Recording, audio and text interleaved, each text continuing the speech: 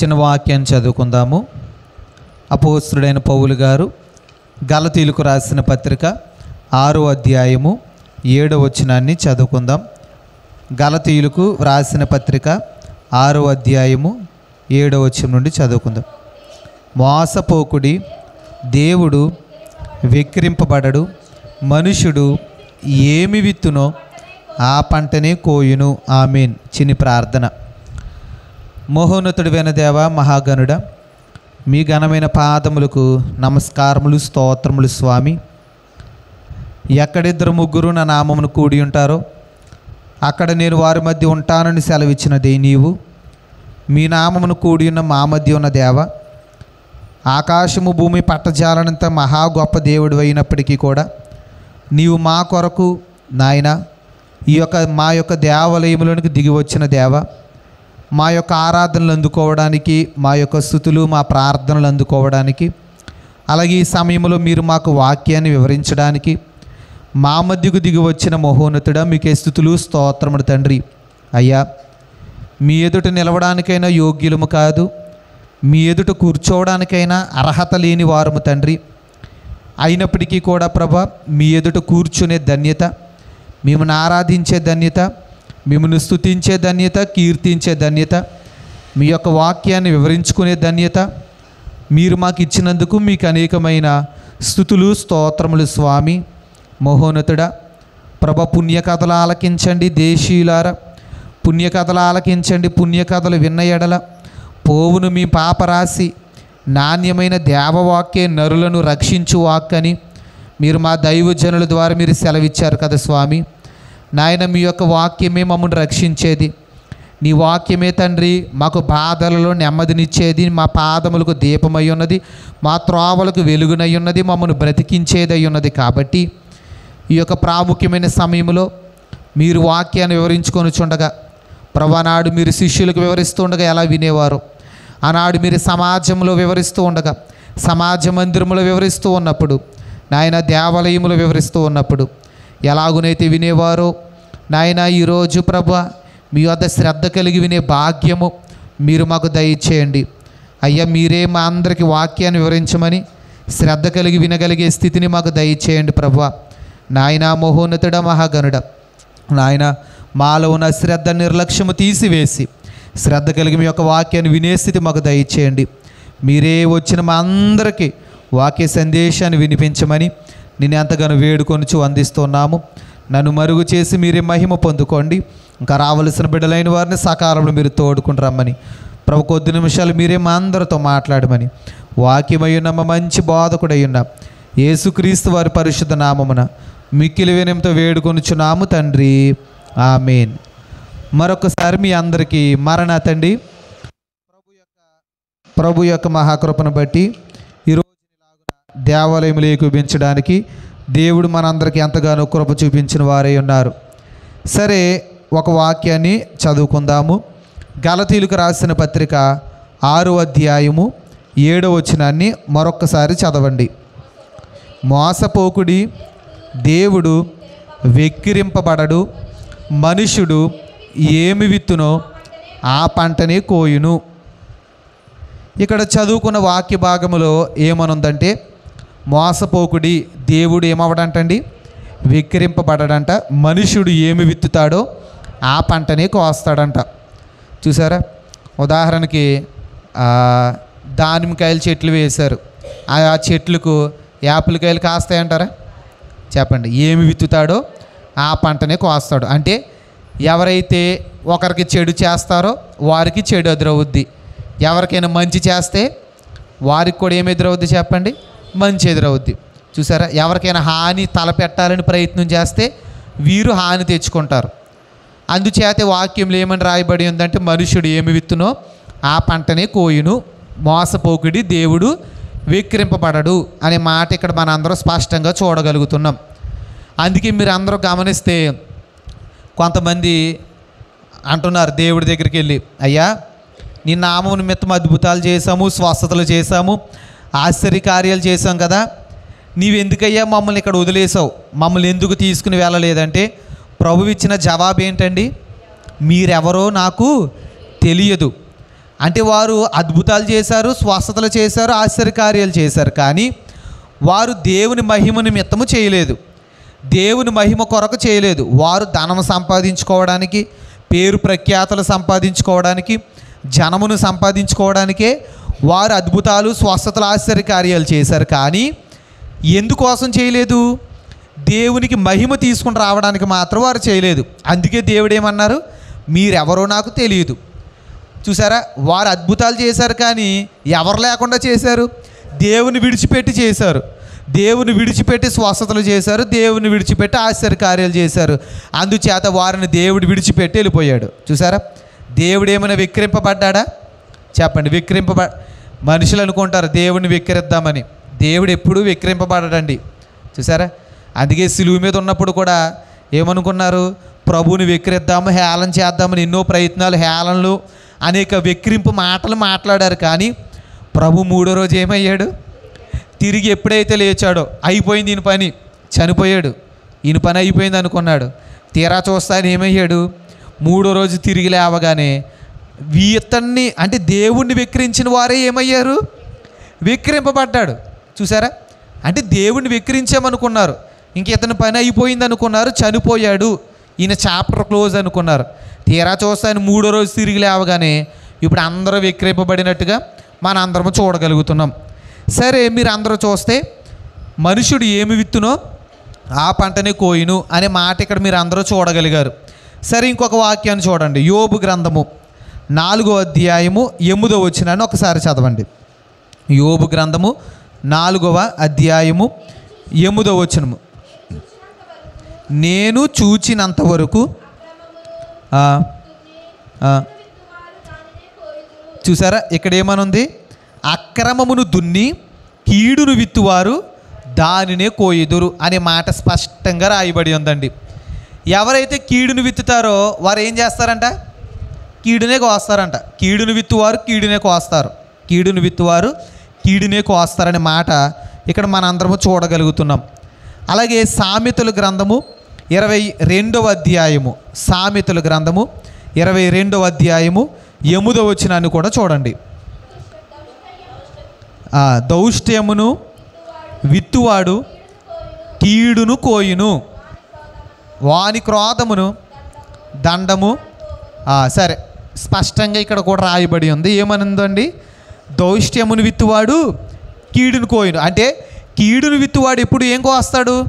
కీడునే కోస్తాడు. అంటే ఒకరికి కీడు చేశాడు అనుకోండి, ఇతడు ఏమవుతాడు? ఇతడు కీడుని సంపాదించుకుంటాడు. చూసారా, ఏం సంపాదించుకున్నాడు? ఏమైనా మేలుని సంపాదించుకున్నాడా? ఇతడికి కీడు వస్తుందంట. చూసారా, అందుకే వాక్యంలో స్పష్టంగా రాయబడి ఉంది, కీడును విత్తువాడు కీడునే కోస్తాడంట. చూసారా, అలాగే ఇంకొకటి చూడండి. హోషేయ గ్రంథము 8వ అధ్యాయం 7వ వచనము. హోషేయ గ్రంథము 8వ అధ్యాయం 7వ వచనం. వారు దానిని విత్తియున్నారు కావున, గాలిని విత్తియున్నారు గనుక ప్రళయ వాయువు వారికి కోతయగును. చూసారా, గాలిని విత్తి ఉన్నారంట, వారికి ఏం కోత వస్తుందంట? ప్రళయ వాయువు వారికి కోత వస్తుందంట. చూసారా, విత్తునది పైరు కాదు, మొలక కాదు, పంట ఎత్తినది. అది పంటకు వచ్చిన ఎడల అన్యులు దాన్ని తినివేతురు. చూసారా, ఇక్కడ దాకా ఇప్పుడు వరకు చాలా వచనాలు మీరు చదివారు. చదివిన ప్రతి వచనంలో కూడా ఏమని రాయబడి ఉందంటే, కీడును విత్తువారు కీడును కోస్తారు.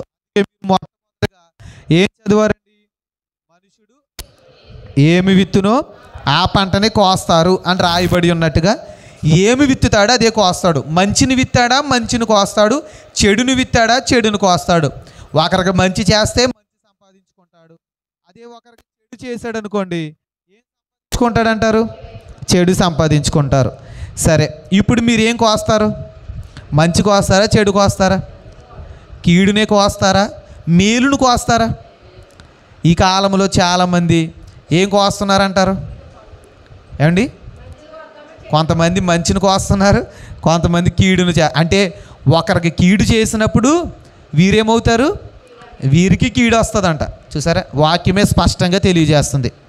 సరే, మన అందరము కూడా బైబిల్ గ్రంథంలో నుండి ఈరోజు అలాగున కీడును కోసి కీడును కొని తెచ్చుకున్న వారు ఎవరు అని మన అందరము కూడా కొన్ని విషయాలు ధ్యానించుకుందాము.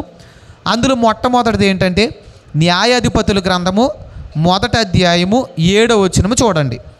న్యాయాధిపతుల గ్రంథము 1వ అధ్యాయము 7వ వచనాన్ని చూడండి. అప్పుడు అదోని బెజేకు తన కాళ్ళ చేతుల బొటని వ్రేళ్ళు కోయబడిన 70 మంది రాజులు నా భోజనపు బల్ల క్రింద మొక్కలు ఏరుకొనుచుండిరి. సరే, ఇక్కడ మీరు అందరూ స్పష్టంగా చూడండి. తర్వాత కూడా నేను చేసినట్లే దేవుడు నాకు ప్రతిఫలం ఇచ్చినను. అందరికి అర్థమైంది కదండి. నేను ఏదైతే చేశానో దేవుడు నాకు అదే ఇచ్చాడు. ఇక్కడ అంటున్నాడు. ఎవరు అంటున్నారంటే అదోని బెజేకు అనబడిన ఒక ఆయన అంటున్నాడు. ఏమనంటే నేను ఏదైతే చేశానో అదే నాకు దేవుడు చేశాడు. నేను ఏదైతే చేశానో అదే నాకు దేవుడు చేశాడు. సరే, మీరు అందరూ కూడా ఇక్కడ స్పష్టంగా చూసినట్లయితే ఇక్కడ ఏమని రాయబడి ఉందంటే చూడండి, 70 మంది రాజులు అంటండి అదోని బెజేకు అనబడిన ఒక వ్యక్తిని ఓడించలేకపోయారంట. ఎంతమంది? 70 మంది రాజులు ఇతడి మీద యుద్ధానికి వచ్చారంట. కానీ ఇతను ఓడించగలిగారా? ఓడించలేకపోయారు. అయితే ఇతడు చేసిన పని ఏంటయ్యా అంటే 70 మంది రాజుల యొక్క చేతి వేళ్ళు కత్తిరించేశాడంటండి. చేతి వేళ్ళు ఏం చేశాడు? కత్తిరించేశాడు. కాళ్ళు అంటే పాదములకున్న వేళ్ళు కూడా ఏం చేశాడంటండి? కత్తిరించేశాడంట. కత్తిరించేసి ఎక్కడ వేశాడంట? భోజన బల్ల క్రింద వేశాడంట. ఏం వేశాడు చెప్పండి? ఏం వేశాడు? చేతి వేళ్ళు పాదముల వేళ్ళు కత్తిరించేసి భోజన బల్ల కింద వేసి ఆ 70 మంది కూడా ఇప్పుడు ఏమి ఏరుకుంటున్నారంట?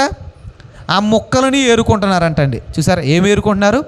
ఆ మొక్కలను ఏరుకుంటున్నారంట. మీరు అందరూ చూసారా? ఏమంటే ఇప్పుడు అది ఎంత భయంకరమైన శిక్ష అంటారు చెప్పండి? వేళ్ళు, చేతి వేళ్ళు, పాదాల వేళ్ళు కత్తిరించేశారనుకోండి, ఎంత బాధ చెప్పండి? తట్టుకోగలరంటారా బాధ? తట్టుకోలేరు. పైగా 70 మంది చూసారా? ఫస్ట్ ఒక రాజుని, తర్వాత ఒక రాజుని, ఇలాగున 70 మంది రాజుల్ని ఏం చేశాడు చెప్పండి? చేతి వేళ్ళు, పాదాల వేళ్ళు కత్తిరించేసంట ముక్కలుగా పడేసాడంటండి భోజన బల్ల కింద. ఇప్పుడు వాళ్ళు వచ్చి ఏం చేస్తున్నారంట? ఏరుకుంటున్నారంట. ఒక రోజున అంటండి దేవుడు ఏం చేశాడంటే చూడండి, న్యాయాధిపతులు 1వ అధ్యాయము 1వ వచనం చూడండి. యెహోషువ మృతి నొందిన తర్వాత ఇశ్రాయేలీయులు కనానీయులతో యుద్ధము చేయుటకు తమలోనెవరు ముందుగా వారి మీదకి పోవలసినదని యెహోవా తెలియజేయనట్లు ప్రార్థన చేయగా. చూసారా? ఇశ్రాయేలీయులు అంట కనానీయులతో యుద్ధం చేయడానికి ఎవరు వెళ్ళాలి ప్రభు అని దేవుణ్ణి అడిగారంట. ఎవరిని అడిగారు చెప్పండి? ఎవరిని అడిగి వెళ్తున్నారు వీరు? చూడండి, మీరైనా ఎక్కడికైనా వెళ్ళాలంటే ఎవరిని అడిగి వెళ్ళాలి? దేవుణ్ణి అడిగి వెళ్ళాలి. ఏ పనైనా మొదలు పెట్టాలంటే ఎవరిని అడిగి మొదలు పెట్టాలి? మొదలు పెట్టాలి. వీళ్ళు అదే చేశారు. అయితే చూడండి, యెహోవా ఆ దేశమును యోధా వంశస్థులకు ఇచ్చి ఉన్నాను, వారు పోవలెనని సెలవిచ్చెను. చూసారా? ఎవరిని పంపాడు దేవుడు? యోధా వంశస్థులు పంపి మీరు వెళ్ళి కనానీయులతో యుద్ధం చేయండి, కనానీయులతో యుద్ధం చేసి మీరు జయము పొందుకోండి అని చెప్పినప్పుడు వారు ఏం చేశారంటండి? యుద్ధం చేయడానికి బయలుదేరారంట. చూడండి 4వ వచనం చూడండి. కనానీయుల మీదకి యోధా వంశస్థులు పోయినప్పుడు యెహోవా కనానీయులను పెరిజ్జీయులను వారికి అప్పగించెను. ఇప్పుడు యోధా వంశస్థులు ఎవరి మీదకి యుద్ధానికి వెళ్ళారంటండి? కనానీయుల మీదకి యుద్ధానికి వెళ్ళినప్పుడు దేవుడు కనానీయులను పెరిజ్జీయులను కూడా వీళ్ళకి అప్పగించారంట. అప్పగించినప్పుడు ఏమైంది? గనుక వారు బెజేకులో 10,000 మంది మనుషులను హతము చేసిరి. 10,000 మందిని హతం చేశారంట. వారు బెజేకులో అదోని బెజేకును చూచి వానితో యుద్ధము చేసి కనానీయులను పెరజ్జీయులను. ఇప్పుడు యోధా వంశస్థులు ఎవరితో యుద్ధానికి వచ్చారు? కనానీయులతో. ఇప్పుడు ఎవరిని చూశారు అక్కడ? అదోని బెజేకును చూసి అతడితో యుద్ధం చేసి అతడు పారిపోతున్నాడు అంటండి. పారిపోతున్నప్పుడు అంటే 6వ వచనం చూడండి. అదోని బెజేకు పారిపోగా వారు అతని తరిమి పట్టుకొని అతని కాళ్ళు చేతుల బొటని వ్రేళ్లను కోసివేసిరి. చూసారా? కాళ్ళు చేతుల బొటని వ్రేళ్ళను ఏం చేశారంట? ఇతడు ఏం చేశాడు? 70 మందికి అదే చేశాడు. కాళ్ళు చేతుల బొటన వ్రేలుని ఇతడు ఎలాగైతే కోసేశాడో ఇప్పుడు వీళ్ళు పట్టుకుని చంపేశారా? చంపలేదు. వీళ్ళు కూడా ఏం చేశారు? అతన్ని పట్టుకుని కాళ్ళు చేతుల బొటన వ్రేలను కత్తిరించేశారంట. చూసారా? ఇతడు ఏదైతే చేశాడో అదే ఇతడికి వచ్చింది. అందుకే ఇతడు ఏమంటున్నాడు చెప్పండి? ఇతడు ఏమంటున్నాడు? నేను ఏదైతే చేశానో అదే నాకు దేవుడు చేశాడు, ప్రతిఫలం ఇచ్చాడు. ఇతడు అంటున్నాడు, నేను 70 మందికి అదే పని చేశాను. 70 మంది కాళ్ళు చేతులు వేళ్ళను కత్తిరించేస్తే ఇప్పుడు దేవుడు నా కాళ్ళు చేతులు వేళ్ళను చూసారా? ఇతడు ఏం చేశాడో అదే వచ్చిందంట. ఇక్కడ మీరు అందరూ కూడా గమనించండి.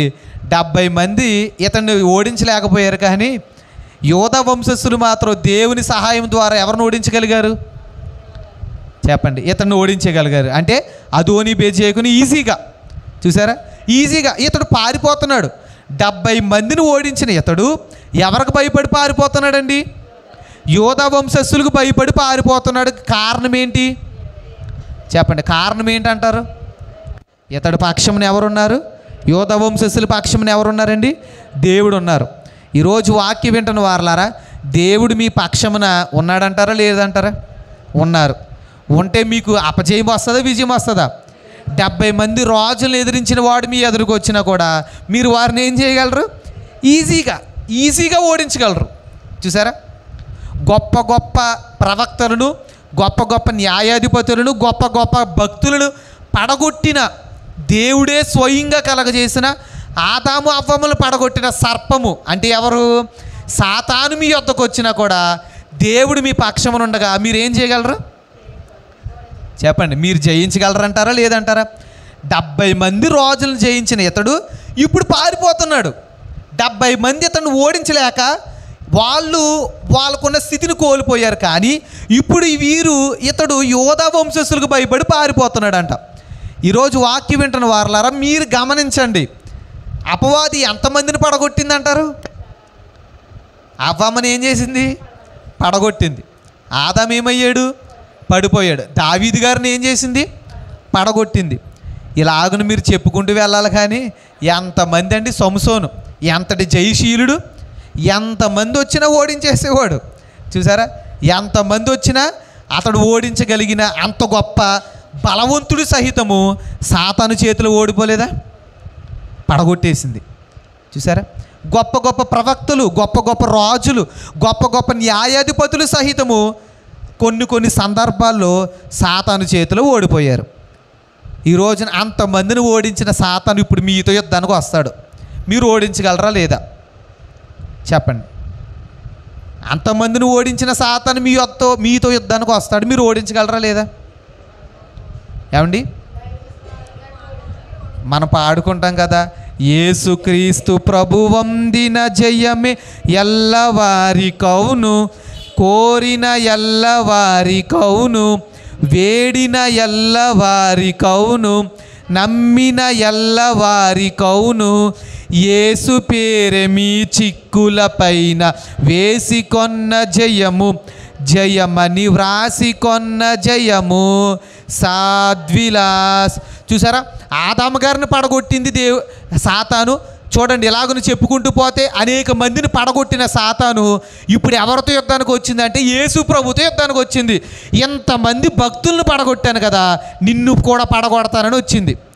ఎప్పటి నుండి ప్రయత్నం చేసిందంటే ప్రభు పుట్టినప్పుడే ప్రయత్నం చేసిందంట ప్రభును పడగొట్టడానికి.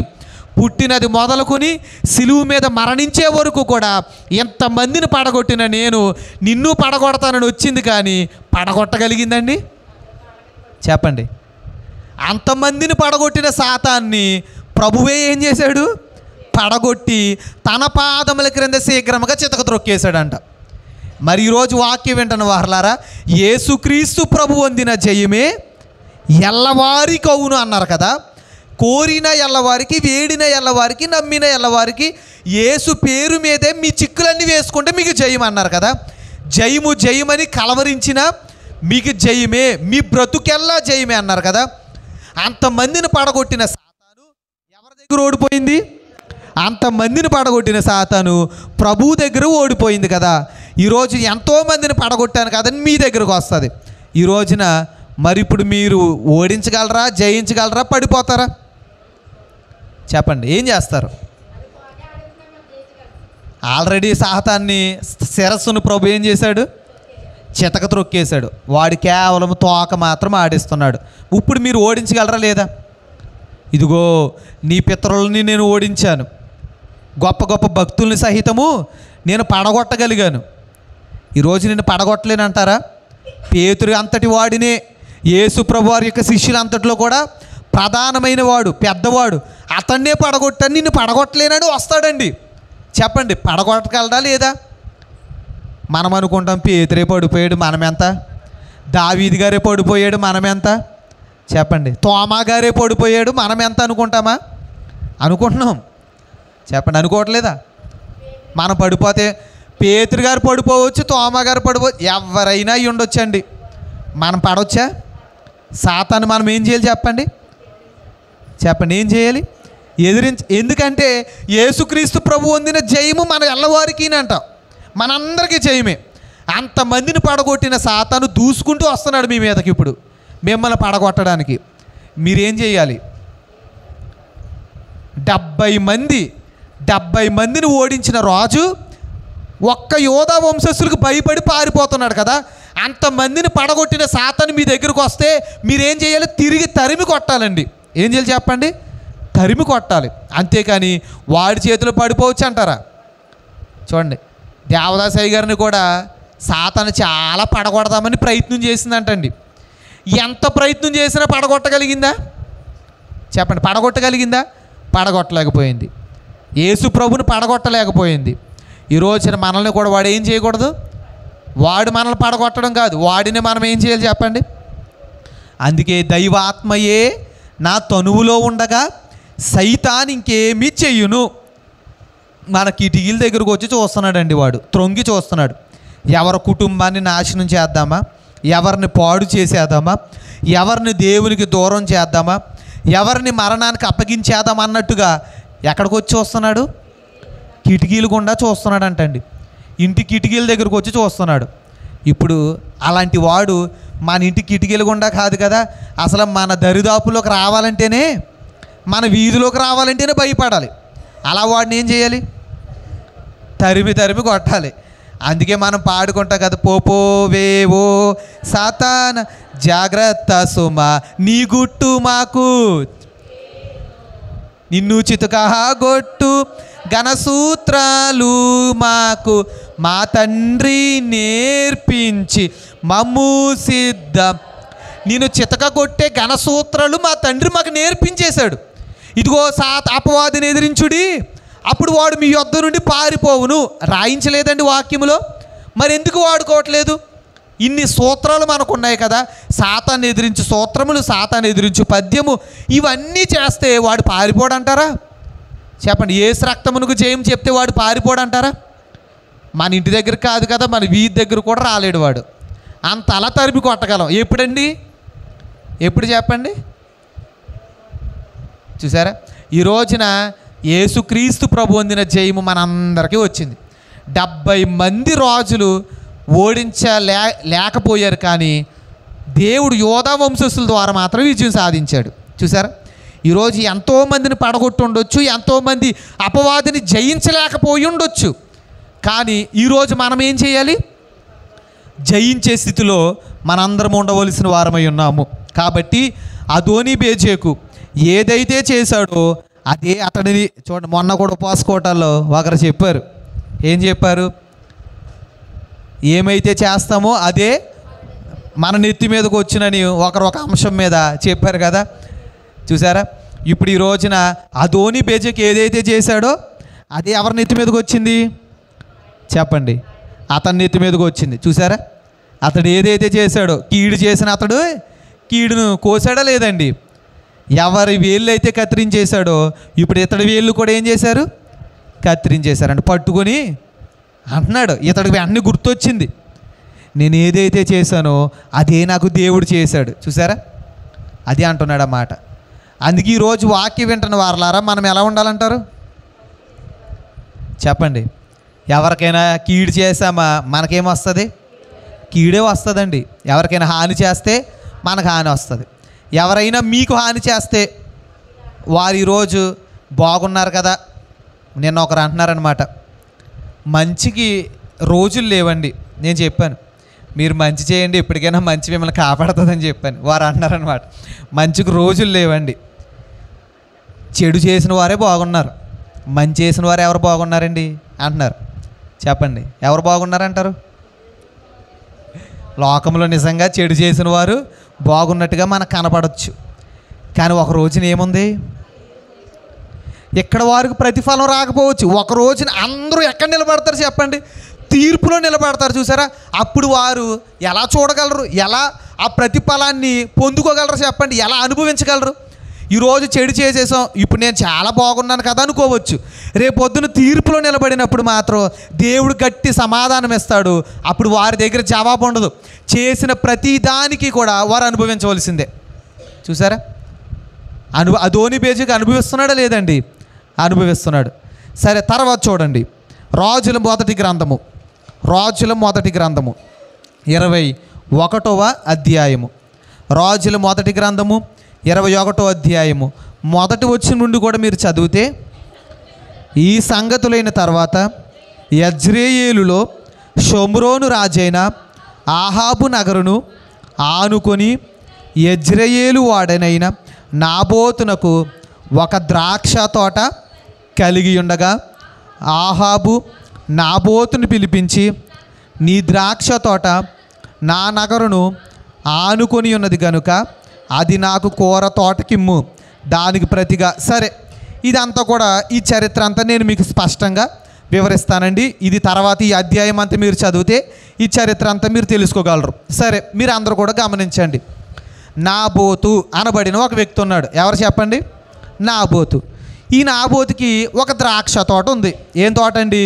ద్రాక్ష తోట. ఇది ఇతడికి ఎలా వచ్చిందంటే, తన తాతల కాలం నుండి, తన ముత్తాత తన తాతకి ఇస్తే, తన తాత తన తండ్రికి ఇస్తే, తన తండ్రి ఈయనకి ఇచ్చాడు, ఈయనేమో తన కుమారుడికి ఇస్తాడు, ఆ కుమారుడేమో ఆయన మనవడికి ఇస్తాడు. అలాగున ఆ తోటను వీరు కాపాడుకుంటూ వస్తున్నారండి. ఇప్పుడు ఈ ద్రాక్ష తోట ఎవరు చెప్పండి? ఎవరిదండి? నాబోతుది.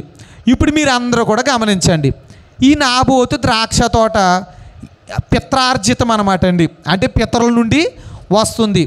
కాబట్టి వాక్యంలో కూడా ఒక మాట ఉంటుంది, పిత్రార్జితం ఎవరికి ఇవ్వకూడదని. అందుచేత పాత నిబంధనలో, అందుచేత ఇతడు తన పిత్రార్జితాన్ని ఎవరికైనా ఇస్తున్నాడా? ఇవ్వకుండా వాళ్ళే ఆ ఆస్తిని పోషించుకుంటూ పెంచుకుంటూ ఆ ఆస్తిని కాపాడుకుంటూ వస్తున్నారు. సరే, మీరు గమనించండి, ఒక రోజున ఒక రాజు వచ్చాడు ఇతడి దగ్గరికి. రాజు వచ్చి అంటాడు, అయ్యా నాబోతు, నీకున్న ద్రాక్ష తోట నాకు ఇచ్చే అంటాడు. ఏమన్నాడు చెప్పండి? నీ ద్రాక్ష తోట నాకు ఇచ్చే, దానికి బదులుగా నీకు ఏదైనా ఇస్తాను అని చెప్తాడు. నాబోతు అంటాడు, చూడండి 3వ వచనం చూడండి. అందుకు నాబోతు, నా పిత్రార్జితము నీకిచ్చుటకు నాకెంత మాత్రము అది నా వల్ల అవ్వదు, నేను ఇవ్వడానికి నాకు అర్హత లేదు. ఇది నా పిత్రార్జితము, నా పితరుల దగ్గర నుండి వస్తున్న ఆస్తి. ఇది నేను ఇవ్వడానికి అవకాశం లేదయ్యా, దయచేసి ఇది నేను నా కుమారుడికి ఇస్తాను, నా కుమారుడు అతని కుమారుడికి అలా వెళ్తుంది. దీన్ని మేము కాపాడుకోవాల్సిన బాధ్యత మా మీద ఉంది, కాబట్టి దయచేసి ఇది నేను మీకు ఇవ్వలేనయ్యా, ఏమనుకోవద్దని చెప్పాడు. ఇప్పుడు రాజుకి బాధేసింది. బాధేసి ఇంటికి వెళ్ళి బాధపడిపోతున్నాడు అంటండి. ద్రాక్ష తోట అడిగాడు, ఇవ్వనన్నాడు. ఇవ్వనన్నందుకు ఇతడు ఏం పడుతున్నాడు? బాధపడుతున్నాడు. ఇంటికి వెళ్ళి బాధపడుతున్నాడు అంట. ఇలా బాధపడుతున్న సమయంలో ఆ రాజుకు ఒక భార్య ఉంది. ఆ భార్య మహాక్రూరురాలన్నమాట అండి. అస్సలు మంచిది కాదు, తన నోరు మంచిది కాదు, తన ప్రవర్తన మంచిది కాదు. ఈమె ఇప్పుడు అంటుంది తన భర్త దగ్గరికి వెళ్ళి, అయ్యా నువ్వు ఎందుకు బాధపడుతున్నావు? ఏంటి నీ బాధకు కారణం ఏంటి? ఎందుకు భోజనం కూడా చేయకుండా ఒక మూలన కూర్చుని ఎందుకు బాధపడుతున్నావు అని అడిగినప్పుడు తన భర్త చెప్తున్నాడు, అంటే రాజు చెప్తున్నాడు ఏమనంటే, నేను ఒక ద్రాక్ష తోట మీద ఆశపడ్డాను, చాలా ఆశపడ్డాను, కానీ అతడి దగ్గరికి వెళ్ళి అడిగితే, ద్రాక్ష తోట యజమాని దగ్గరికి వెళ్తే అతను నాకు ఇవ్వనన్నాడు, అందుకే నాకు ఈ బాధ అని ఆయన బాధపడుతున్నట్టుగా చెప్పాడంటండి. అప్పుడు తన భార్య, రాజుగారి భార్య అంటుంది, నువ్వేమైనా తింగరోడువా? నువ్వెవరివి? ఒక దేశానికి రాజువి. రాజు అయ్యుండి నువ్వు వెళ్ళి ఒకరి దగ్గర బ్రతిమాలుకోవడం ఏంటి? లాక్కొచ్చేయాలి. కానీ చెప్పండి, రాజు అయితే ఏం చేయాలంట? లాగేసుకోవాలంట. భార్య చెప్తుంది, లాగేసుకోవాలి. కానీ నువ్వెళ్ళి ఒకరి దగ్గర బ్రతిమాలడం ఏంటి, ఒకరి దగ్గరికి వెళ్ళి అడుక్కోవడం ఏంటి, బ్రతిమాలడం ఏంటి? లాగేసుకో నీకు ఇష్టమైతే. అలా బాధపడుతూ కూర్చోవద్దు, నువ్వేం కంగారు పడొద్దు. నీకు ఆ ద్రాక్ష తోట కావాలి కదా, నేను ఇస్తానని చెప్పి వెళ్ళిందంట. వెళ్ళి ఏం చేసిందంట చూడండి, చదవండి. ఆహాబు పేరట తాకీదులు రాయించి, ఇక్కడ మీరు చూస్తే 10వ వచనం చూడండి. నీవు దేవునిని రాజును దూషించితివని అతని మీద సాక్ష్యము పలుకుటకు పనికి మాలిన 2 మనుషులను సిద్ధపరచుడి. తీర్పు అయిన మీదట అతను బయటికి తీసుకుని పోయి రాళ్లతో చావగొట్టుడి. ఇప్పుడు ఇతడు ఏం చేశాడు? ద్రాక్ష తోట ఇవ్వలేదు, అమ్మలేదు. అమ్మకపోతే మీరు ఏం చేస్తారండి? ఎవరైనా మీరు ఏదైనా అడిగారు, మీకు తిరిగి ఇవ్వలేదు, మీరు ఏం చేస్తారు? ఏం చేయలేం కదా. అంతేగాని లాగేసుకుంటారా?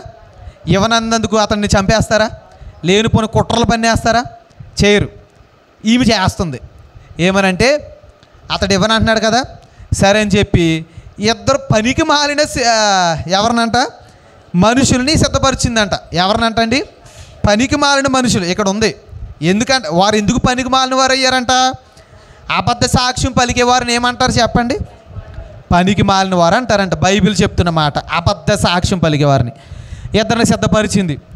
సిద్ధపరిచి ఆ ఊరి పెద్దలు, దేశ పెద్దలు, ప్రధానమంత్రులు అందరిని పిలిచి అందరితో ఏమని తీర్పు విధించిందంటే, ఆ 2 వచ్చి అంటున్నారు, పనికి మాలిన 2 సాక్షులు వచ్చి అంటున్నారు, పలానా ఊరిలో నాబోతు అనబడిన ఒక వ్యక్తి ఉన్నాడు, అతడు దేవుని దూషించాడు, అతడు రాజును దూషించాడు, కాబట్టి అతనికి శిక్ష విధించవలసిందే అని సాక్షులు చెప్పగా, ఇప్పుడు అతని మీద విధించవలసిన శిక్ష ఏంటి చెప్పండి?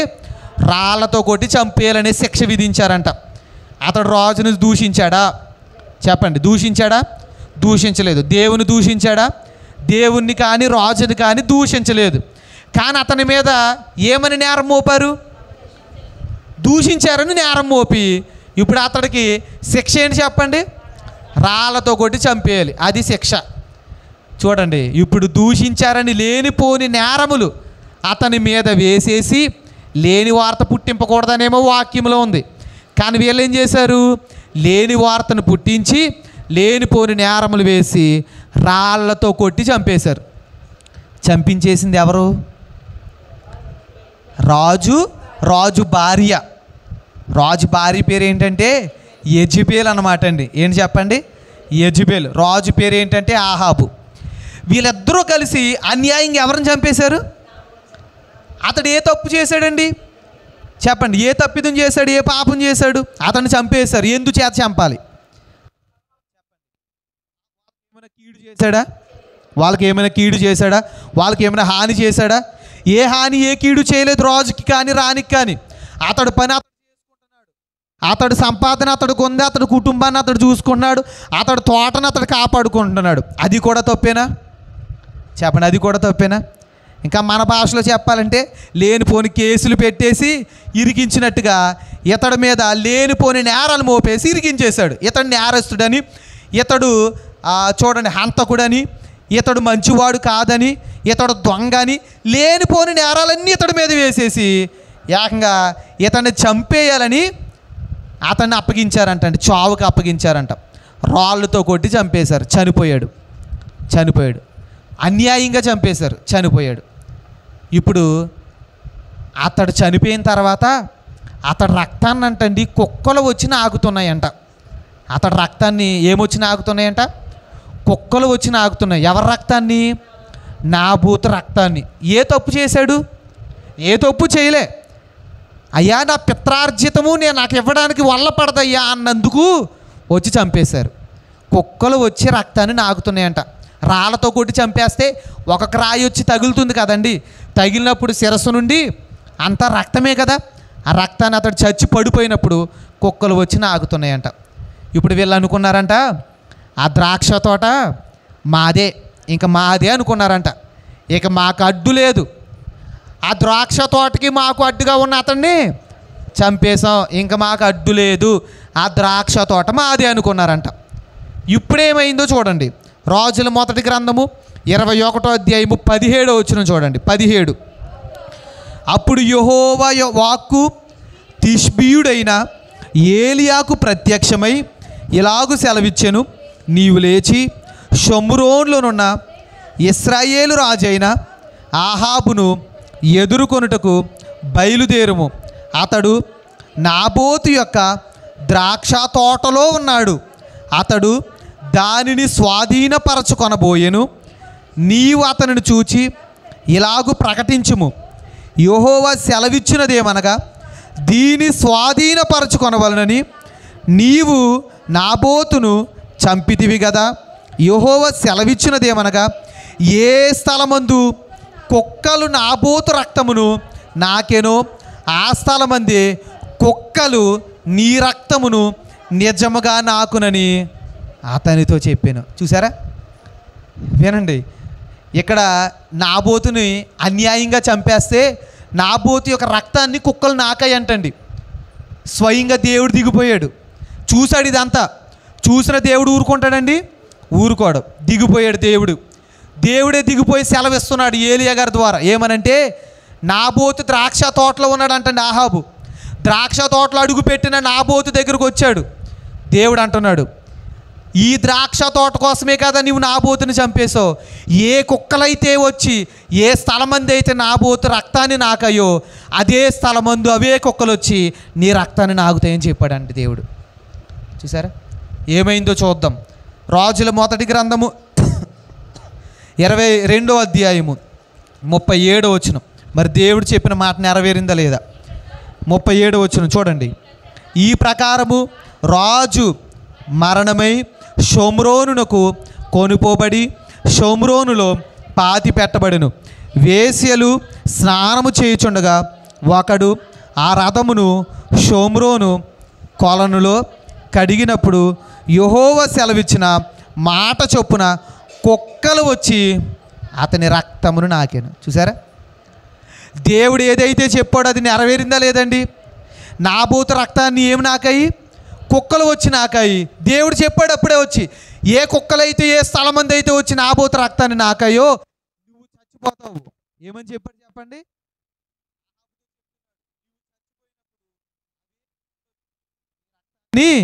నాగుతాయి. ఇక్కడ స్పష్టంగా రాయబడి ఉంది. అతడు ఎలాంటి చావు చెప్పండి? కుక్కలు వచ్చి అతని రక్తాన్ని ఆగుతున్నాయి. ఒక రాజు చనిపోతే ఎలా ఉంటుంది చెప్పండి? రాజ్యములో ఉన్న సైనికులు, రాజ్యములో ఉన్న ప్రజలు అందరూ వచ్చి ఎంతో నివాళులు అర్పిస్తారు. కానీ తీరా చూస్తే ఇతడికి ఎలాంటి చావు చెప్పండి? కుక్కలు వచ్చి ఇతని రక్తాన్ని నాకుతున్నాయంటే ఒక రాజుకు రావాల్సిన చావు అంటారు, అది కాదు. కానీ ఇతడికి వచ్చింది. కారణం ఏంటి? అతడు నాబోతుని అలాగే చంపాడు కాబట్టి అదే చావు ఇతడికి వచ్చింది. చూసారా, మనుషుడు ఏమి విత్తునో. అసలు నాబోతుని చంపించింది ఎవరు? రాజా రానండి చెప్పండి. అసలు మరి ఈ చావు ఎవరికి రావాలి చెప్పండి? ఎవరికి రావాలి?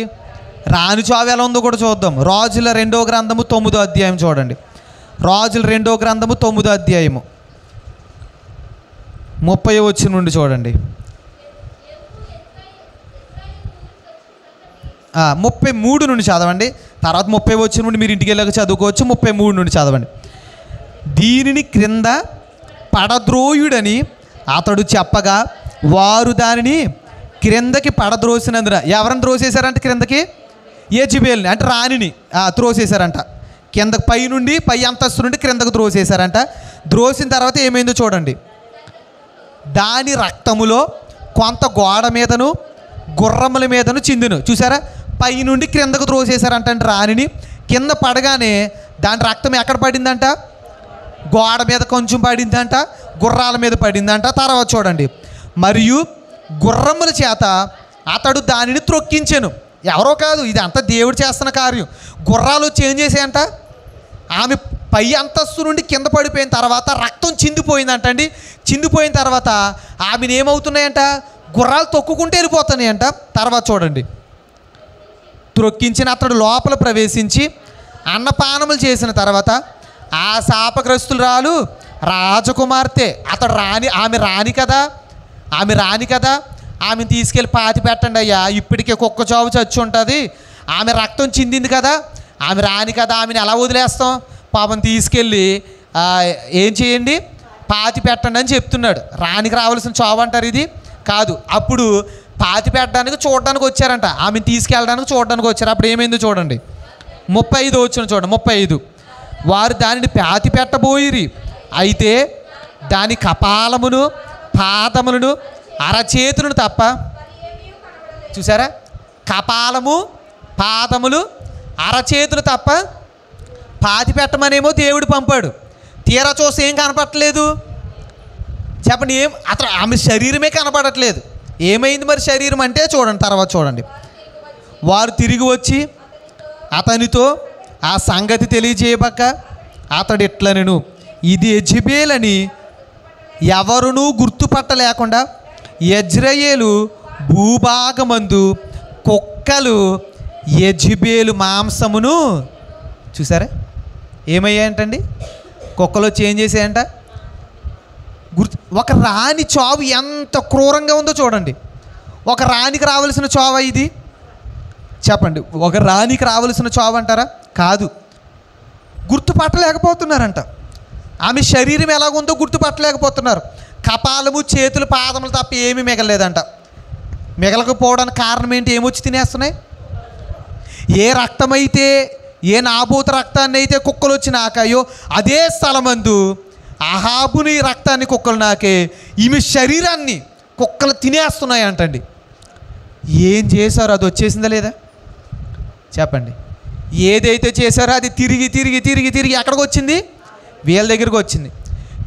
నాబోతు ద్రాక్ష తోటను అనుభవించగలిగారా? లాక్కున్నారంతే. కనీసం ఒక పొండునైనా తీసుకోలేకపోయారు, అనుభవించలేకపోయారు. చూసారా దేవుని తీర్పు ఎలా వస్తుందో చూసారా. ఈరోజు మనుషులకు భయం లేదండి. ఎందుకు భయం లేదు అనుకుంటారు. అందుకే ఎప్పుడు దేవుని ప్రేమ చాలామంది చూస్తారు, కానీ ఎంతసేపు దేవుడు ప్రేమమయుడు ప్రేమమయుడు ప్రేమమయుడు. ఎవరు వచ్చిన ఇదే, నేనైనా ఇదే, ఎవరైనా ఇదే. ప్రేమమయుడు అయినా తేడా వస్తే ఆయన ఏం చేస్తాడో కూడా తెలుసుకోవాలి. చూడండి, ఆయన ఏం చేయగలడో కూడా తెలుసుకోగలగాలి. చూడండి, ఆహారం లేక ఆకలితో మాడిపోతున్నప్పుడు అవసరమైతే కాకితో ఆహారాన్ని పంపి కడుపు నింపగలడు. తేడా వచ్చిందంటే నోట్లోకి వెళ్ళిన ముద్దను కూడా లాక్కుని తీసుకెళ్ళిపోగలడు. ఆయన ఉందండి, ఆయనకు ఆ శక్తి ఉంది. చాలామంది ఆయన కృపను లోకు కట్టాడు, ఆయన ప్రేమను లోకు కట్టాడు. ఇలాగున్న చాలామంది ఆయన ఇన్ని మార్లు క్షమిస్తున్నా మరలా మరలా అదే పాపం చేస్తున్నారు. తీర్పులోనికి వస్తున్నారా రావట్లేదా? ఇందాక అదోని బేజేకు తీర్పులోకి వచ్చాడా లేదండి? వచ్చాడు. యెజెబెలు తీర్పులోనికి వచ్చిందా లేదా? ఆహాబు తీర్పులోకి వచ్చాడా లేదా? ఏదైతే చేస్తున్నారో అదే జరుగుతుంది. తేడా ఏమి లేదు, అదే జరుగుతుంది. మనుషుడు ఏమి విత్తునో కోస్తున్నాడు. చూసారా, కీడును కోసిన వారు కీడునే కోస్తున్నారు. దేవుని మీరు ప్రేమించండి, దేవుడు ప్రేమనే పొందుకుంటారు. ప్రేమనే విత్తనాన్ని వేయండి, మీరు ప్రేమనే పంటనే కోస్తారు.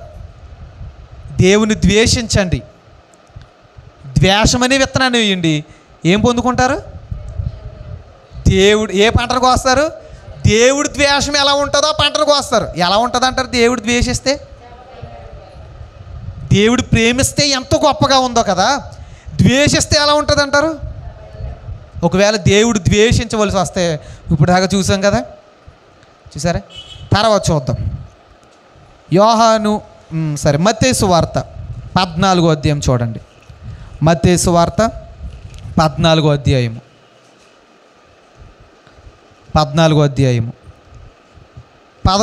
3వ వచనం నుండి చదువుకుందాం. ఏలయనగా నీవు నీ సోదరుడైన ఫిలిప్పు భార్యయగు హేరోదియను ఉంచుకొనుట న్యాయము కాదని యోహాను చెప్పగా హేరోదు ఆమె నిమిత్తము యోహానును పట్టుకొని బంధించి చెరసాలలో వేయించి ఉండెను. సరే, మీరు అందరూ కూడా గమనించండి. హేరోదు ఎవరిని చెరసాలలో వేశాడంట? బాప్తిస్మిచ్చి యోహాను గారిని చెరసాలలో వేశాడు. ఎందుకండి? ఆయన ఏం చెప్పాడు చూడండి. అయ్యా హేరోదు, నీవు నీ సోదరుడైన ఫిలిప్పు భార్య అయిన హేరోదియను ఉంచుకోకూడదయ్యా, అది తప్పయ్యా అని చెప్పినందుకు తీసుకెళ్ళి ఎక్కడ పడేశాడు? చెరసాల్లో పాడేశాడండి. తప్పు అని చెప్పినందుకు తీసుకెళ్ళి చెరసాల్లో పాడేశాడు. ఈ రోజున తప్పు అని చెప్తుంటే ఎవరికైనా ఏమొస్తుంది చెప్పండి? నీవు చేసేది తప్పు అన్నామనుకోండి, వెంటనే ఏమొస్తుంది చెప్పండి?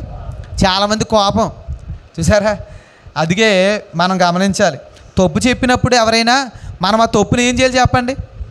సరి చేసుకోవాలి, దిద్దుకోవాలి. అంతేకాని నాలో ఉన్న తప్పునే చెప్పేస్తావని చాలామంది కోపడుతూ ఉంటారు. చూసారా? చర్చిలో కూడా ఇంతే కదా. పాస్టర్ గారు చెప్పినప్పుడు కూడా ఏమొస్తుంది చెప్పండి? చాలామందికి కోపం వస్తుంది అంటారా, రాదంటారా? వస్తుంది. చూసారా? అండ్ ఇప్పుడు తప్పు చెప్పడం మంచిదంటారా, చెప్పకపోవడం మంచిదంటారా? చెప్పండి. చెప్పడం మంచిదంటారా, చెప్పకపోవడం? ఇప్పుడండి మీరు చర్చికి వచ్చారు, ఇక్కడ నిద్రపోతున్నారు. నిద్రపోవద్దని చెప్పడం మంచిదంటారా, చెప్పకపోవడం మంచిదంటారా? మీరు పక్క వారితో మాట్లాడుతున్నారు, మాట్లాడొద్దని చెప్పడం మంచిదంటారా, చెప్పకపోవడం మంచిదంటారా? అండ్ మీరు చెప్పాలండి, ఏమండి చెప్పడమే మంచిది. మీరే చెప్తున్నారు, చెప్తే మరలా మీరే చెప్తున్నారు. చూసారా? మరి రావచ్చు అంటారా? చూసారా? కోపం రాకూడదండి.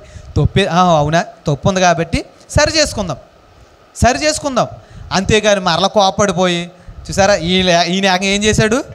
తప్పు చేసినందుకు ఏకంగా తీసుకెళ్ళి చెరసాల్లో వేస్తాడంట. సరే, చెరసాల్లో వేస్తాడు. తర్వాత చూడండి 5వ వచనం.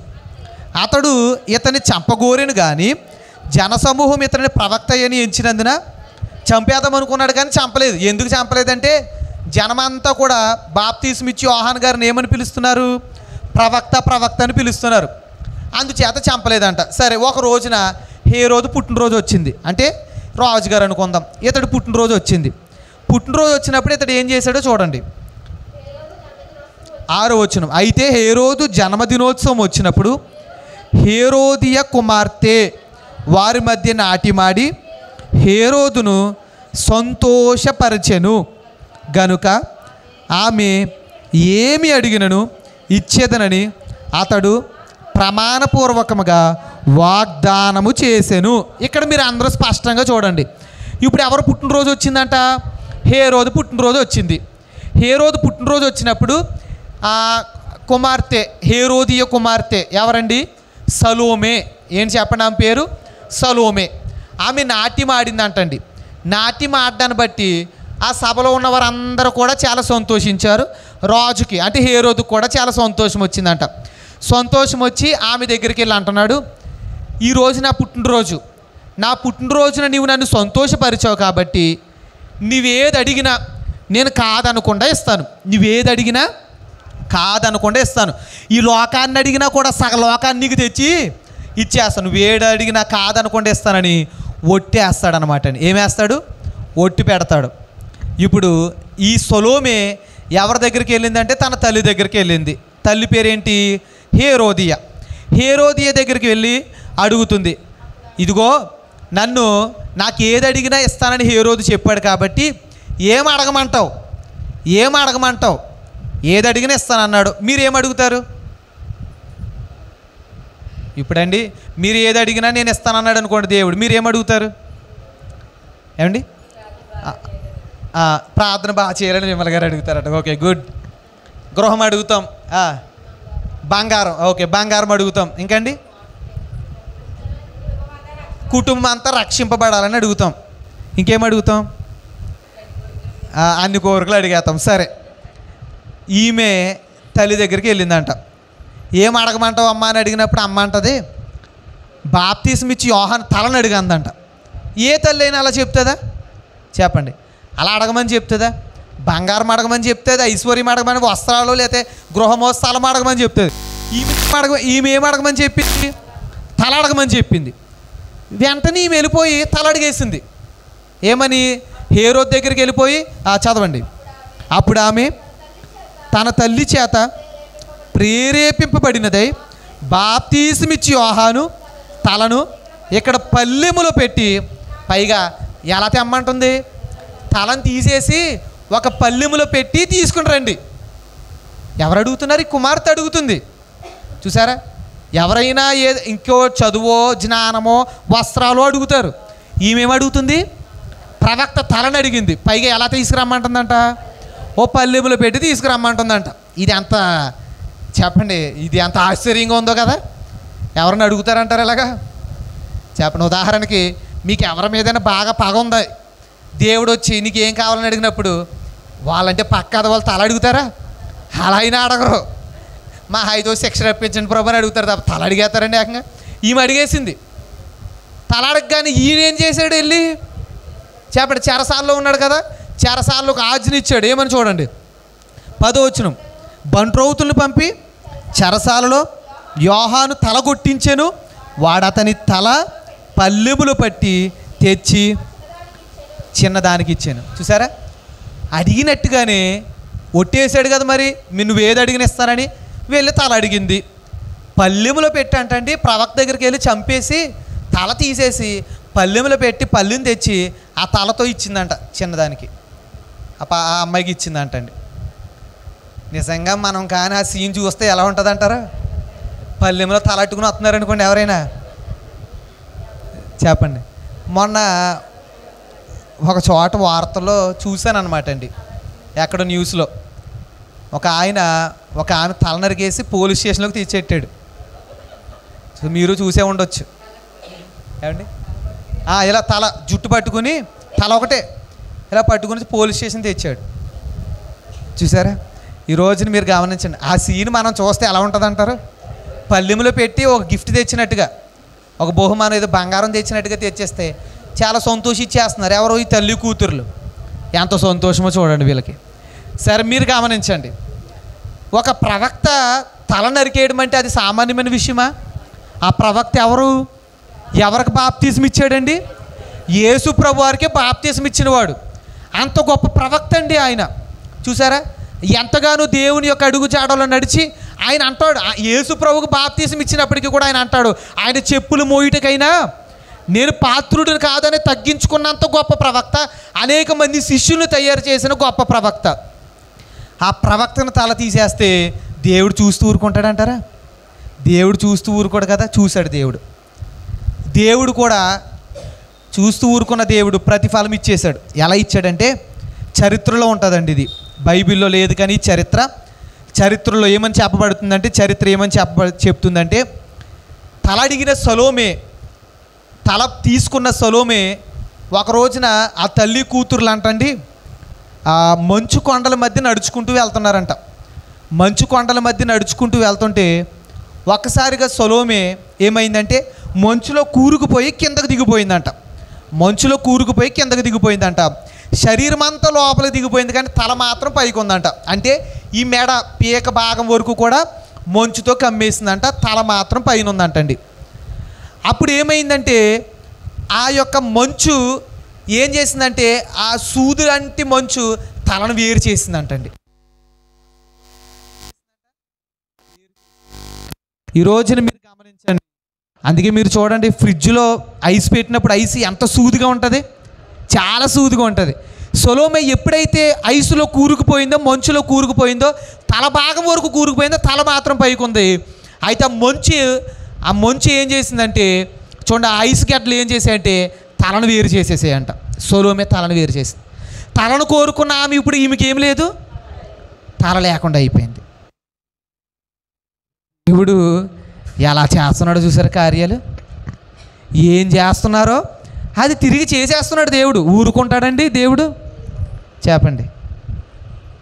దేవుడు ఎప్పుడు ఊరుకోడు. మనుషుడు ఏమి విత్తునో కోసిందా లేదా ఆమె. చూసారా, తల్లి అడిగింది, ఎవరిని అడిగింది? బాప్తిస్మ ఇచ్చి యోహాను తలను అడగమని చెప్పింది. ఇప్పుడు తన కుమార్తె తలను కోల్పోయింది.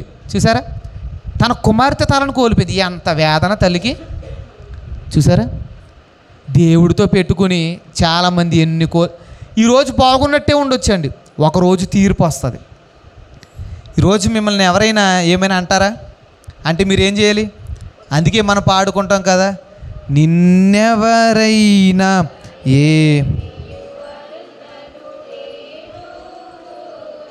కుందునా నా నట్టే భావించుకొని నట్టే భావించుకొని నరులకు తీర్పు విధింపనా నరులకు తీర్పు విధి.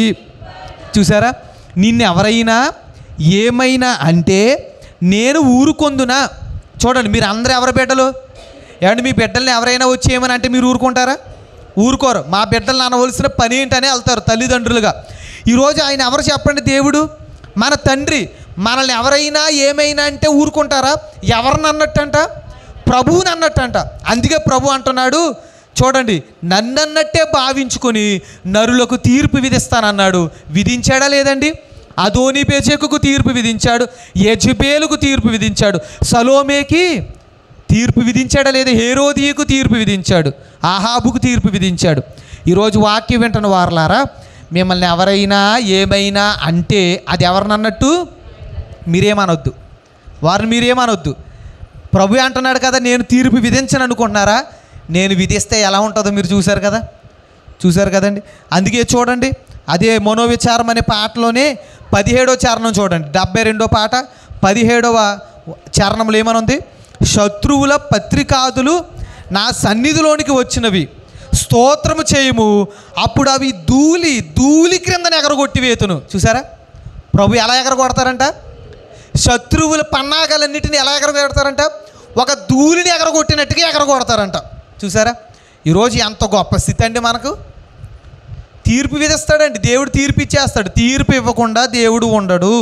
అందుకే అదే వచనంలో 33వ చరణం చూడండి, అదే పాటలో 72వ పాట 33వ చరణము 33వ వచనం. ఎన్నో అద్భుతములు నీ చేత యేసుని స్వయముగా చెయ్యుంతూ సున్నా చుట్టూది వ్యతిరేక్తములకు చూచుకొనుము. వ్యతిరేకాలన్నిటికీ ఏం చుడతాడంట? సున్నా చుట్టాడా లేదండి? ఎంతో గొప్ప రాజుని సున్నాకి పడగొట్టాడా లేదండి? చెప్పండి. అదోనీబెజెకు రాజే, ఆహాబు రాజే, యెజెబెలు రానే, చూడండి హేరోదియ రానే, వీళ్ళందరూ ఏమయ్యారు? సున్నా అయిపోయారు లేదండి? సున్నా అయిపోయారు. చూసారా, అందుకే మనం పాడుకుంటాం, నీవాడు ప్రతి మాట నీవు మరతువు గాని, నీవాడు ప్రతి మాట నీవు మరతువు గాని, దేవుండు మరచునా తీర్పుండు సుమ్ము, దేవుండు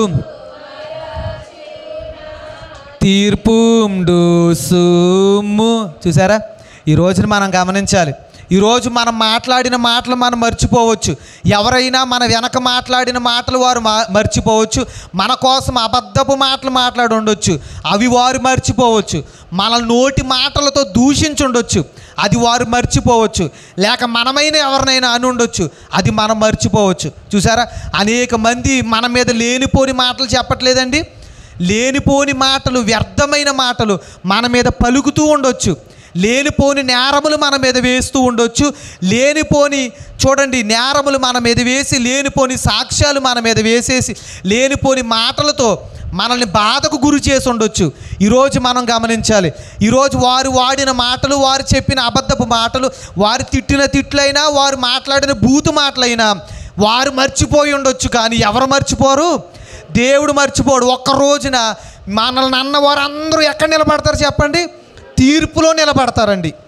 ఎవరెవరైతే మీ మీద అబద్ధపు మాటలు మాట్లాడారో, ఎవరెవరైతే లేనిపోని మాటలు మీ మీద మాట్లాడారో, ఎవరెవరైతే మిమ్మల్ని బూతు మాటలతో దూషించారో, మిమ్మల్ని ద్వేషించారో, తప్పుడు మాటలు మాట్లాడారో, వారందరినీ దేవుడు ఒక రోజున తీర్పులో నిలబెడతారు. అప్పుడు వారి దగ్గర సమాధానం ఉండదండి. ఈరోజు వారు బాగున్నట్టే కనిపించుండొచ్చు. ఈరోజు నా స్థితి బాగానే ఉంది కదా, వారిని నేను అనేసాను, ఇప్పుడు నాకే బాగుంది అనొచ్చు. ఈరోజు వారిని అన్నా మనం మౌనంగా ఉండిపోవచ్చు. వారు ఎన్ని మాటలన్నా మనం మౌనంగానే ఉందాం. రేపొద్దున వారు తీర్పులో నిలబడతారు. చూసారా, వారు తట్టుకోలేరండి ఆ రోజు. చూసారా, తీర్పు ఎంత భయంకరంగా ఉంటుంది. మీరు చూసారు కదా, దేవుడు తీర్పు విధిస్తే హేరోదియ కుమార్తె ఏమైపోయింది, ఆహాబు యెజెబెలు ఏమైపోయారు, అదోనీబెజెకు ఏమైపోయాడు. తీర్పు విధించడం మొదలు పెడితే దేవుడు ఎలా విధిస్తాడో చూశారు కదా. ఈ రోజున నీ వాడు మాట నీవు మర్చిపోతున్నావేమో. అనేయడం చాలా ఈజీ, అనేసి మర్చిపోతారు. మాట పడ్డవాడికి ఎలా ఉంటుంది చెప్పండి? మర్చిపోలేడు. మనం మర్చిపోయిన ఎవరు మర్చిపోరు? తీర్పు విధిస్తాడు. దేవుడు ఎప్పుడు వదిలిపెట్టడండి, ఖచ్చితంగా తీర్పు విధిస్తాడు. అందుకే చూడండి 58వ పాటలో, తెలుగు క్రైస్తవ కీర్తనలు 58వ పాట 32వ చరణం చూడండి. ఏకాంత స్థలము కోరుము, దేవుని ప్రార్థింప ఏకాంత స్థలము చేరుము, వ్యర్థమైన ఊహలు మాటలు పనులు నిన్ను వ్యర్థపరచును, తీర్థము వలెనే పాపము త్రాగిన్ తీర్పు శిక్ష సహింపజాలవు. చూసారా, వ్యర్థమైన ఊహలు, వ్యర్థమైన మాటలు, పనులు నిన్ను వ్యర్థపరుస్తాయి. ఓకే, నెక్స్ట్ ఏమని రాయబడి ఉందండి ఇక్కడ? తీర్థము వలె నీవు పాపమును త్రాగితే తీర్పు శిక్ష నువ్వు సహించలేవు. చూసారా, తీర్థము వలె పాపాన్ని త్రాగేస్తారు. తీర్థము వలె పాపాన్ని త్రాగేయడం అంటే ఇష్టానుసారమైన నోటి మాటలు, ఇష్టానుసారమైన ప్రవర్తనలు, ఇతరులను మోసము చేయుట, పొరుగు వారిని ద్వేషించుట, పొరుగు వారిని దూషించుట, పొరుగు వారి మీద అబద్ధపు సాక్ష్యాలు పలుకుట. వీరికి వస్తుందంటండి తీర్పు. ఆ తీర్పుకు వచ్చిన శిక్షను వారు సహించలేరంటండి. వారు ఏం చేయలేరంట? సహించలేరంట, ఓర్చుకోలేరంట. ఓర్చుకోలేనంత, అయ్యగారు రాశారు కదా, సహింపలేనంత శిక్ష వస్తుందంట. చూసారా, వ్యర్థమైన ఊహలు అందుకే అయ్యగారు రాశారు, కాని మాటలు, లేని మాటలు నీకు హాని తెస్తాయి, అవమానమును తెస్తాయి. ఈ రోజున చెడు చేసిన వారు బాగుండొచ్చు, ఈరోజు బాగున్నట్టుగా కనబడవచ్చు, రేపొద్దున అదే వారికి హాని తెస్తుందండి, వారికి అవమానం తెస్తుంది. రేపొద్దున రాకడొచ్చినప్పుడు మనం ఎగిరి వెళ్తాము, ప్రభు సింహాసనం మీద కూర్చుంటాం కదా, అప్పుడు వారు ఎక్కడ ఉంటారు చెప్పండి? ఎక్కడ ఉంటారు? మన పాతాళ లోకంలో ఉన్నప్పుడు వారికి అది అవమానం కదా. ధనవంతుడు ఎక్కడున్నాడు? లాజరు ఎక్కడున్నాడండి? ధనవంతుడు ఎంతో అవమానపడుతున్నాడు. ధనవంతుడికి హాని రాలేదా? మాటలు పడ్డ ఓర్చుకున్న లాజరు ఎక్కడున్నాడు? దేవుని సన్నిధిలో ఉన్నాడు. చూసారా, సహించలేకపోతున్నాడు. ధనవంతుడు సహించలేక అడుగుతున్నాడు, ఒక్క నీటి చుక్క నాకు ఇమ్మనయ్యా. తన లాజరు గోటిని తన వేలుని నీటిలో ముంచి నా నాలుక మీద వేయమను. తట్టుకోగలుగుతున్నాడా? వాళ్ళు బాగున్నారండి, వాళ్ళు చెడు చేసినా బాగున్నారండి, మాటలు అన్నవారే బాగున్నారండి, హాని చేసిన వారే బాగున్నారండి, మోసం చేసిన వారే వారు బాగుండొచ్చు. ఈరోజు మనం బాగోకుండా ఉండొచ్చేమో. తీర్పు వస్తుంది కదా, మరి రేపొద్దున తీర్పు వస్తుంది కదా. ఆ రోజు వారికి అవమానం వస్తుంది, హాని వస్తుంది. మనం ఎక్కడ ఉంటాము? అప్పుడు మన తలలు ఎత్తుకుంటాం. ఈరోజు మీరు అన్నవారే రేపు మీరేమంటారు? మంచికే రోజులని అంటారు. ఈరోజు మంచికి రోజులు లేవన్నా మీరే ఏమంటారు? రేపు మంచివేనండి రోజులన్నీ అంటారు. అలాంటి రోజులు వస్తాయి మనకి. చూసారా, అందుకే ఏమైనా వస్తాయి. అందుకే వాక్యంలో ఉంటుంది కదా, పగ తీర్చుట మన పని కాదు, మనం ఏం చేయొద్దండి. ఎవరైనా మన మీద లేనిపోని మాటలన్నారా? ఎవరైనా మన మీద శిక్ష వేశారా? మనకున్నవి లాక్కుని వెళ్ళిపోతున్నారా? మనల్ని హేళన గురి చేస్తున్నారా? అవమానపడుతున్నారా? నలుగురిలో 10 మందిలో అవమానపరుస్తున్నారా? ఏం చేయొద్దు. దేవుడి దగ్గరే మోకరిద్దాం. దేవుడే చూసుకుంటాడు ఏదైనా అయితే. ఆయన న్యాయస్తుడు కదా, ఆయన విడిచిపెట్టే దేవుడు కాదు. అందుకే చూడండి 33వ చరణంలో కూడా అదే పాటలో, ఏ పాపమునికైనా పరులకే శిక్షయును రాకుండెను, నా పాపములకు శిక్ష కలుగునా అన్న అజ్ఞానమగును. చూసారా, నేను చేసిన పాపములు నాకు శిక్ష వస్తుందా అనే, నాకెందుకు వస్తుంది? నాకేమి రాదు, పరులకు రాలేదు కదా, నాకెందుకు వస్తుందని పాపం చేయడం మొదలు పెడితే అది అజ్ఞానం అంటండి. ఒకరోజు వచ్చే శిక్షను వారు భరించలేరు. చూసారా, భరించలేరు, సహించలేరు, ఓర్చుకోలేరు. అందుకే మన ప్రవర్తన అయినా మన నోటి మాటలని ఎంత జాగ్రత్తగా ఉండాలంటారు చెప్పండి. ఎదుటివారు అని ఉండొచ్చు, ఎదుటివారు అలాగే ఉండొచ్చు, మనం మాత్రం ఎలా ఉందాం? దేవుని అడుగు జాడలో నడుద్దాం. వాళ్ళు క్రైస్తవులే కదండి, వాళ్ళు అలా మాట్లాడొచ్చా అంటారేమో. వాళ్ళు క్రైస్తవులు అయి ఉండొచ్చు, వాళ్ళు అలాగే మాట్లాడుండొచ్చు, మనం మాట్లాడొచ్చా చెప్పండి. వారికి క్రైస్తవులకైనా ఎవరికైనా దేవుడు తీర్పు అనేది అందరిని నిలబెడతాడండి. చూసారా, చేసిన ప్రతిదానికి దేవుడు జవాబు అడుగుతాడు, లెక్క అడుగుతాడు. రేపొద్దున దేవుడి దగ్గర తల దించుకుని సమాధానం చెప్పలేని స్థితిలో మనము ఉండకూడదు. చూసారా, తీర్పులో వెళ్తున్న వారు ఎంత బాధ అనిపిస్తారో ఈరోజు మనం చూసాం కదా. అలాంటి బాధ మనం పడవచ్చా? పడకుండా ఉందాం. కాబట్టి ఈ రోజున మనుషుడు ఏమి విత్తుతాడో ఒకరిని మోసం చేస్తే వారు మోసం అవుతారు, వారు మోసానికి గురవుతారు. ఒకరికి కీడు చేస్తే వారి నెత్తి మీదకి ఏమొస్తుంది? కీడు వస్తుంది. ఎప్పుడు అనుకోవద్దండి వాళ్ళు బాగున్నారని. బాగుండొచ్చు ఈరోజు, కానీ రేపు పొద్దున వారి మీదకి ఏమొస్తుంది? తీర్పు వస్తుంది. ఈరోజు నా స్థితి ఇలాగ అయిపోయింది, నాకే నా మీద లేనిపోని నిందలన్నీ వేశారు, నా స్థితి ఇలాగ అయిపోయింది. ఈరోజు ఉన్నట్టు మనం ఉండిపోం, రేపొద్దున దేవుడు చక్కగా హెచ్చేస్తారు. అందుకే ఆయన బలిష్టమైన చేతి క్రింద మీరు దీన మనస్కులై ఉంటే తగిన సమయం వచ్చినప్పుడు దేవుడు ఏం చేస్తారంట? హెచ్చిస్తాడండి. మాట పడ్డ మనల్నే హెచ్చిస్తాడు. మాట పడిన దేవుడే హెచ్చింపబడ్డాడా లేదా? మాట పడ్డ మనల్నే దేవుడు హెచ్చిస్తాడు.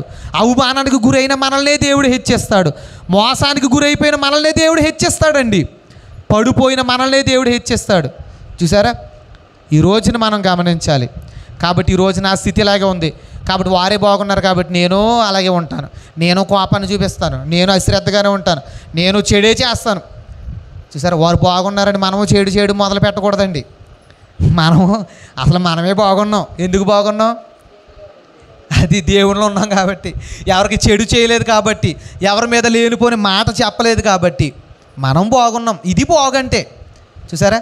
చెడు మాటలు పలికి వారు బాగుండటం ఏంటి? అది అక్కడే వాళ్ళు పడిపోయినట్టు. ఈరోజు ఎటువంటి చెడు మాటలు పలకకుండా యథార్థంగా ప్రవర్తించే చూసారా? అది బాగంటే. చూసారా? అది బాగుండటం అంటే. ఇప్పుడు చెప్పండి, మంచికి రోజులు ఉన్నాయంటారా లేదంటారా? సరే, మీరందరూ కూడా గమనించండి. మనుషుడు ఏమి విత్తుతాడో ఆ పంటనే కోస్తాడు. మంచిని విత్తుదాం, మంచినే కోద్దాం. చూసారా? ప్రేమను విత్తుదాము, దేవుని ప్రేమనే కోద్దాం. అతి భాగ్యం దేవుడు దయచేయునుగాక. ప్రభా, కొద్ది నిమిషాలు వాక్యం ద్వారా మాతో మాట్లాడిన దేవా, వాక్య ప్రకారం మేము నిలబడడానికి మాకు సహాయం అనుగ్రహించమని వాక్యమైన యేసు నామమున అడుగుచున్నాము తండ్రి. ఆమేన్.